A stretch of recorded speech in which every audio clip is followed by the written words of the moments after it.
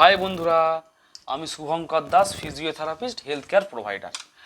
আজ আবার একটি নতুন ভিডিও নিয়ে তোমাদের মাঝখানে চলে এলাম।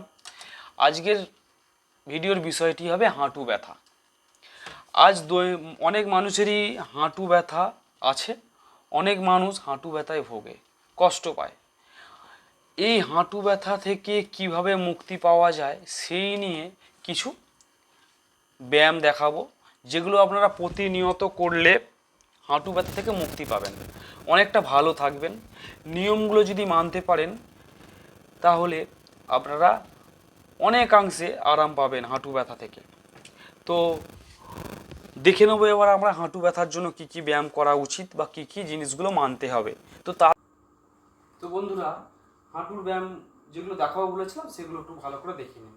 এই যে আমাদের গোড়ালিটা আছে, এই গোড়ালিটিকে ঠিক এইভাবে রেখে 1 থেকে 10 গুনবেন।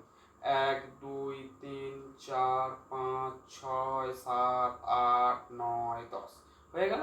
আবার ঠিক উল্টো দিকে এইভাবে নিয়ে আসবেন, নিয়ে এসে আবার 1 থেকে 10 গুনবেন। 1 2 3 4 5 6 7 8 9 10 হয়ে গেল। এইভাবে এদিকে 10 গুনবেন, এদিকে 10 গুনবেন। এটা সকালবেলা ঘুম থেকে উঠে 10 করে গুনে 10 বার, আবার বিকালবেলা 10 করে গুনে 10 বার। এবারে যে ব্যায়ামটা আপনাদের দেখাবো সেটি একটু ভালো করে দেখিয়ে নিন। আমি হাঁটুটা সরিয়ে নিই, তবে বুঝতে পারবেন। আমি আগে থেকেই রেডি করে রেখেছি আপনাদের দেখানোর জন্য। এই যে টাওয়ালেটা রেখেছি, গোল করে নিয়েছি টাওয়ালেটা, হ্যাঁ, এই ঠিক এই হাঁটুর নিচে দেখুন এই অংশটা আমাদের মাটিতে স্পর্শ করছে না বা সোফাতে স্পর্শ করছে না, ঠিক এটা এই জায়গায় ঢুকিয়ে দেওয়া হবে।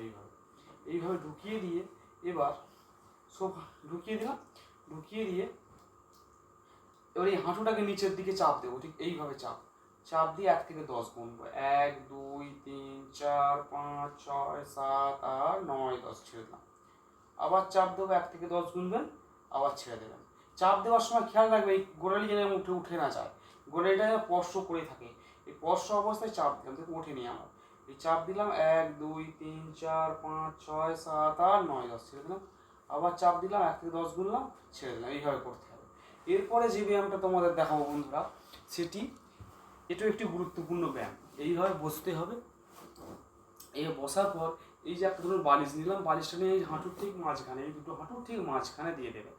দিয়ে যেটা আপনাকে করতে হবে সেটা হচ্ছে এই ডান দিকের হাঁটুটাকে দিয়ে বাঁ দিকে চাপ দিতে হবে, আবার এই বাঁ দিকের হাঁটুটা ডান দিকে চাপ, ঠিক এইভাবে রেখে এইভাবে চাপ, এই চাপ দেখতে পাচ্ছেন, হ্যাঁ, এইভাবে চাপটা দেবেন। চাপটা দিয়ে 1 থেকে 10 গুনবেন, ছেড়ে দেবেন। আবার চাপটা দিয়ে 1 থেকে 10 গুনবেন, ছেড়ে দেবেন। বন্ধুরা, আমার দেখানো এই ব্যায়ামগুলো আপনারা যদি ঠিক মতো করতে পারেন তাহলে আপনারা অনেকাংশে ব্যথা কম থাকবে এবং ব্যথা থেকে মুক্তি পাবেন। অবশ্যই অর্থোপেডিক ডক্টরকে দেখাবেন, ওনার ওষুধ বন্ধ করতে আমি বলবো না, কিন্তু অর্থোপেডিক ডক্টর বা জেনারেল ফিজিশিয়ানের মানে ওনাদের নির্দেশ মতো ওষুধ খান, তার সঙ্গে সঙ্গে আমার এই ব্যায়ামগুলো করুন। এই ব্যায়ামগুলো করলে আপনারা নিশ্চিন্তে ভালো থাকবেন।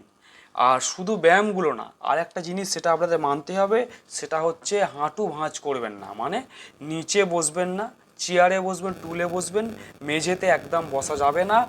আর বাথরুম করার সময়, মানে যেটাকে আমরা পায়খানা বলি, ওটা করার সময় যদি কমোড ব্যবহার করতে পারেন বা ওয়েস্টার্ন যেটা হয় কমোড, ওইটা যদি ব্যবহার করেন খুব ভালো হয়। এমনি নর্মাল আমাদের বাংলা প্যান্ট বা ইন্ডিয়ান প্যান্ট যেগুলো আছে ওগুলোতে কিন্তু হাঁটু ভাঁজ করে বসতে হয়, হাঁটুর উপরে অনেক চাপ আসে, সেই সময় কিন্তু হাঁটু ড্যামেজ হবার ভয় থাকে। সাধারণ মানুষের জন্য নয়, যারা হাঁটুর ব্যথা নিয়ে ভুগছেন তাদের জন্যই শুধুমাত্র। আর এই ব্যায়ামগুলো প্রতিনিয়ত করুন।